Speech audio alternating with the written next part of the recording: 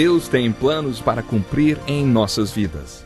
Essa é a mensagem de toda a Bíblia e é isso mesmo que estamos estudando aqui no Encontro com a Palavra, escrito pelo pastor Dick Woodward e narrado pelo pastor Edson Bruno. Fique atento a mais um programa que o Ministério Cooperativo Internacional leva a você. Com você agora, pastor Edson Bruno.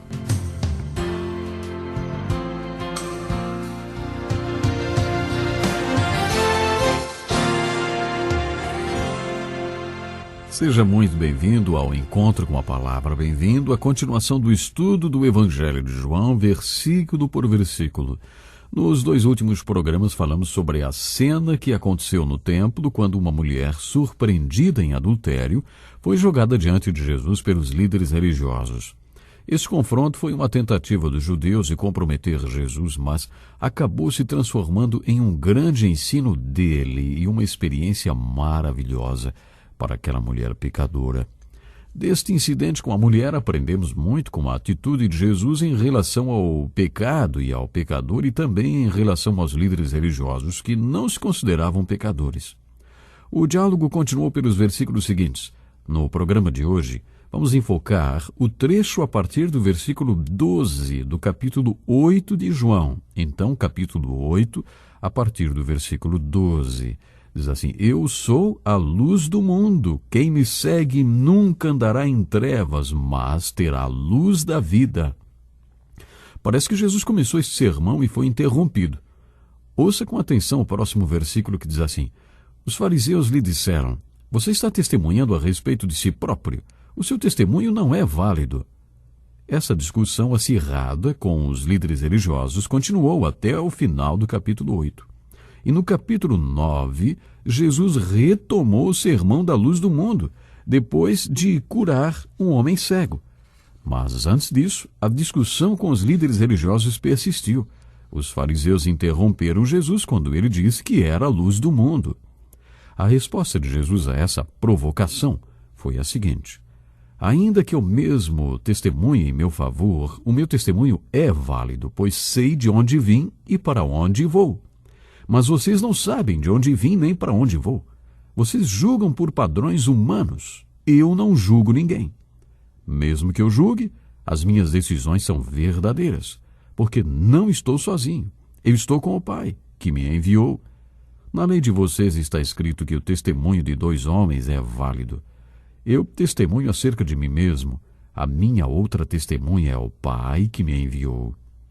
Mas eles não se calaram e perguntaram: Onde está o seu pai? Respondeu Jesus: Vocês não conhecem nem a mim nem a meu pai. Se me conhecessem, também conheceriam a meu pai. Ele proferiu essas palavras enquanto ensinava no templo, perto do lugar onde se colocavam as ofertas. No entanto, ninguém o prendeu, porque a sua hora ainda não havia chegado. Mais uma vez Jesus lhes disse: Eu vou embora, e vocês procurarão por mim e morrerão em seus pecados. Para onde vou, vocês não podem ir. Isso levou os judeus a perguntarem: Será que ele irá matar-se? Será por isso que ele diz: Para onde vou, vocês não podem ir? Mas ele continuou: Vocês são daqui de baixo, eu sou lá de cima. Vocês são deste mundo, eu não sou deste mundo. Eu lhes disse que vocês morrerão em seus pecados. Se vocês não crerem que eu sou, de fato, morrerão em seus pecados. Quem é você? Perguntaram eles. Exatamente o que tenho dito o tempo todo, respondeu Jesus. Tenho muitas coisas para dizer e julgar a respeito de vocês, pois aquele que me enviou merece confiança e digo ao mundo aquilo que dele ouvi. Eles não entenderam que lhes estava falando a respeito do Pai. Então Jesus disse: Quando vocês levantarem o Filho do Homem, saberão que eu sou e que nada faço de mim mesmo, mas falo exatamente o que o Pai me ensinou. Aquele que me enviou está comigo. Ele não me deixou sozinho, pois sempre faço o que lhe agrada. No último programa, passamos uma tarefa para você, lembra? Pedimos que você lesse o capítulo 8 do Evangelho de João e observasse cuidadosamente esse diálogo entre Jesus e os líderes religiosos. É impressionante observar quais foram as palavras e a estratégia de Jesus usadas nesse diálogo. Uma das primeiras observações que eu gostaria de destacar refere-se às direções que Jesus sabia que tinha de tomar na sua vida. Ele sabia de onde vinha e para onde estava indo. Eu me pergunto se nós sabemos de onde viemos e para onde vamos.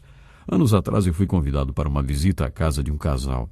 Este casal tinha entrado em contato com alguns evangelistas que viviam viajando, pregando em diferentes cidades. Este casal era recém-convertido e convidou 2 destes evangelistas para se hospedarem na casa deles, achando que seria apenas por uma noite ou 2. Mas aqueles homens já estavam lá havia 3 semanas e não davam sinais de quando iriam embora. Com muito jeitinho, o casal tentou falar sobre o assunto e aqueles homens responderam: somos homens cheios do Espírito e não sabemos de onde viemos nem para onde vamos. Quando o Senhor nos mandar partir, partiremos. O casal não sabia mais o que fazer e veio falar comigo para ver se eu, como pastor deles, poderia fazer alguma coisa. Comecei a conversar com aqueles 2 homens e eles vieram com a mesma história. Somos um com Jesus e não sabemos de onde viemos nem para onde vamos, vivemos pela fé. Quando o Senhor nos mandar partir, então vamos partir. Por enquanto estamos aqui, vamos continuar aqui. Aí eu lhes disse que se eles realmente estivessem em sintonia com Jesus Cristo, saberiam exatamente de onde tinham vindo e saberiam exatamente para onde estavam indo. Porque Jesus, de acordo com o capítulo 8 de João, sabia muito bem de onde tinha vindo e para onde estava indo. Eu disse, e talvez já é hora de vocês colocarem o pé na estrada. Uma vez ouvi uma história sobre os comandantes de alguns navios que se reuniram secretamente durante a Segunda Guerra Mundial com uma missão secreta. Eles deveriam fazer uma escolta secreta. Depois de tudo pronto e todos os navios reunidos, eles ainda não sabiam quem ou o que estavam escoltando. Era segredo. Além disso, também não sabiam para onde estavam indo. Depois de navegar por 3 dias, uma mensagem selada da nau da capitania deveria ser retirada do cofre, e só então eles saberiam para onde deveriam rumar. Só que no 2º dia da navegação, houve um terrível vento, tempestade, houve tufões, e os navios se espalharam em todas as direções. No 3º dia de navegação, um dos navios de menor porte estava isolado no mar, e num raio de 45 minutos não havia nenhum outro navio. Finalmente, o pequeno navio avistou outro navio grande no horizonte e piscou uma mensagem: onde estamos? O navio respondeu também através da luz: de onde você veio? E o navio pequeno respondeu: informação secreta. E o outro respondeu: para onde está indo? E a resposta foi: nós não sabemos. Depois de uma pausa, veio outro sinal do navio grande: se você não diz de onde veio nem para onde está indo, então não precisamos saber onde você está. Não podemos lhe ajudar. As Escrituras ensinam que é possível conhecermos um pouco sobre nossa direção. Não podemos ignorar Abraão, que saiu da terra sem saber para onde estava indo, apenas confiando que o Senhor lhe mostraria a direção. O mesmo pode acontecer conosco, mas Deus é um Deus que age com ordem, seguindo um plano. Deus sempre sabe para onde está indo, e se estivermos com Ele, não vai demorar até que seu padrão se manifeste e logo revele de onde viemos e para onde estamos indo. De uma coisa eu tenho certeza: viemos da presença do Senhor e sabemos que um dia voltaremos para a presença dEle.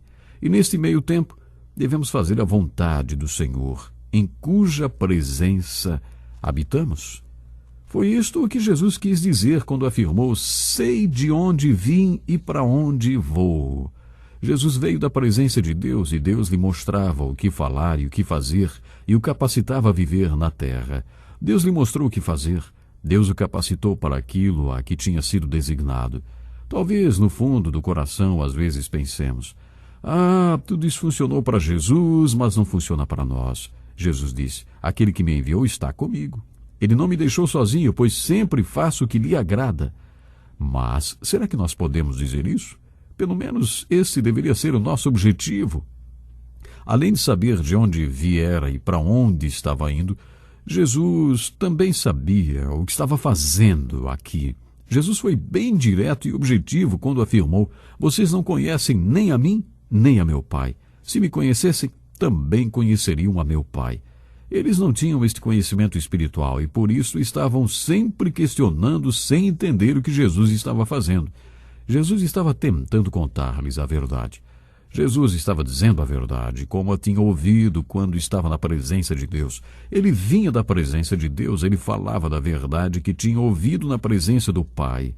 Mas eles não entendiam nem aceitavam o que ele dizia. Jesus foi incisivo em suas palavras. Vocês pertencem ao pai de vocês, o diabo, e querem realizar o desejo dele. Ele foi homicida desde o princípio e não se apegou à verdade, pois não há verdade nele. Quando mente, fala sua própria língua, pois é mentiroso e pai da mentira. No entanto, vocês não creem em mim, porque lhes digo a verdade.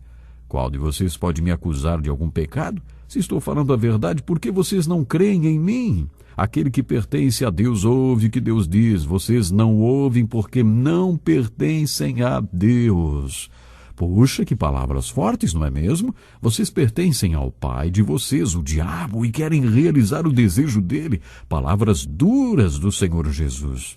Nos versículos 21 a 24, Jesus tinha dito: vocês são daqui de baixo, eu sou lá de cima. Quando Jesus falou lá de cima, se referiu às regiões celestiais, não apenas ao lugar que iremos quando morrermos. Era o mesmo lugar que Jesus mencionou a Nicodemos quando disse: ninguém jamais subiu ao céu, a não ser aquele que veio do céu, o Filho do Homem. Jesus sempre andou e habitou nas regiões celestiais. Paulo afirmou na sua carta aos Efésios que podemos fazer a mesma coisa. Nos lugares celestiais em Cristo encontramos toda sorte de bênçãos espirituais que precisamos para viver de acordo com o chamado que recebemos do Pai. E o que foi que Jesus disse àqueles judeus? Vocês são daqui de baixo, eu sou lá de cima. Jesus estava dizendo que eles eram do inferno e estavam sob a influência e o poder do submundo espiritual, o inferno. Jesus deixou isso bem claro. Eu lhes disse que vocês morrerão em seus pecados. Se vocês não crerem que eu sou, de fato morrerão em seus pecados. No trecho que vai dos versículos 21 a 24, Jesus falou 3 vezes: vocês morrerão em seus pecados, vocês morrerão em seus pecados, vocês morrerão em seus pecados. Realmente foram palavras fortes proferidas por Jesus. Mas o que me alegra é que podemos receber o perdão dos pecados. Nossos pecados podem ser apagados, editados, jogados fora, e a Bíblia mesmo promete que os nossos pecados serão jogados no mar do esquecimento. Isto se crermos no Senhor Jesus, se abrirmos o coração para Ele. Maravilhoso em abrirmos o coração para esse Mestre Jesus. Infelizmente eu tenho que parar por aqui hoje. Na próxima oportunidade vamos continuar a estudar esse diálogo de Jesus com os líderes judeus. Até lá então. Que lição importantíssima. Obrigado, pastor Edson Bruno. Prezado ouvinte, coloque em prática o que você ouviu aqui. Sem dúvida, sua vida será grandemente abençoada. Este é um estudo escrito pelo Dr. Dick Woodward, na voz do pastor Edson Bruno. Escreva-nos e solicite o material. Nosso endereço é Encontro com a Palavra, Caixa Postal 2011, CEP 89201-970, Joinville, Santa Catarina. Até o nosso próximo Encontro com a Palavra.